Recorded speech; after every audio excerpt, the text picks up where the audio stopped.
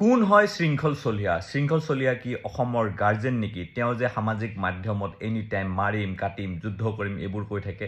তেওঁ এখন গাঁও চিন্তামণি গড় নামৰ গাঁওখনত তেওঁ বাংলাদেশী আছে বুলি কৈছে। আৰু তাৰপাছত তাৰে মানুহে এতিয়া কৈ আছে যে শৃংখল চলিহাই সামাজিক মাধ্যমত এটা মিছা প্ৰচাৰ চলাইছে। মই শৃংখল চলিহাক এটা কথা ক'ব বিচাৰোঁ, আপুনি বাংলাদেশী খেদাব বিচাৰে, ঠিক আছে, আমিও আপোনাৰ লগত সহযোগিতা কৰিম, আমিও বিচাৰোঁ বাংলাদেশী অসমৰ পৰা যোৱাটো, কিন্তু থলুৱা মুছলমানসকলক টাৰ্গেট নকৰিব। আপোনাক মই ভালদৰে কৈ আছোঁ কথাটো, কাৰণ মই কোনো গুণ্ডা নহয় যে মই আপোনাক দম দি পেলাই কম কথাষাৰ, কিন্তু মই বাৰে বাৰে আপোনাক কৈ আছোঁ যে থলুৱা মুছলমানসকলক আপুনি টাৰ্গেট নকৰিব।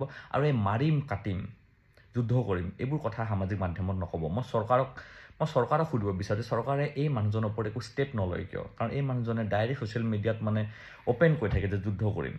যুদ্ধ কৰিম, মাৰিম কাটিম এইবোৰ বস্তু মানে ক'লে ভাল নালাগে কেতিয়াবা। কাৰণ কথাটো হ'ল কি, বাংলাদেশী খেদোৱাটো আমিও বিচাৰোঁ। আৰু শৃংখল চলিহা আপোনাৰ কথাবিলাক শুনি পেলাই ভাল লাগে আগতে, কিন্তু এতিয়া আপুনি এনেকুৱা কিছুমান কথা কৈ দিয়ে, এতিয়া কি হ'ব, আপোনাক মানে ভাল নালাগা হৈ যাব। আৰু সেইটো মই নিবিচাৰোঁ যে আপোনাক ভাল নালাগা হৈ যোৱাটো। সেইকাৰণে কথাবিলাক কোৱাতে অলপমান ভাবি চাব, ব্ৰেইনেদি ভাবি চাব, এনি টাইম উগ্ৰ হৈ কথাবোৰ নক'ব। আৰু থলুৱা মুছলমানসকলক টাৰ্গেট নকৰিব। মই যদি কিবা ভুল কৈছোঁ ক্ষমা কৰিব, মোক কমেণ্ট কৰি জনাব মই কিবা ভুল কৈছোঁ যদি। জয় আই অসম।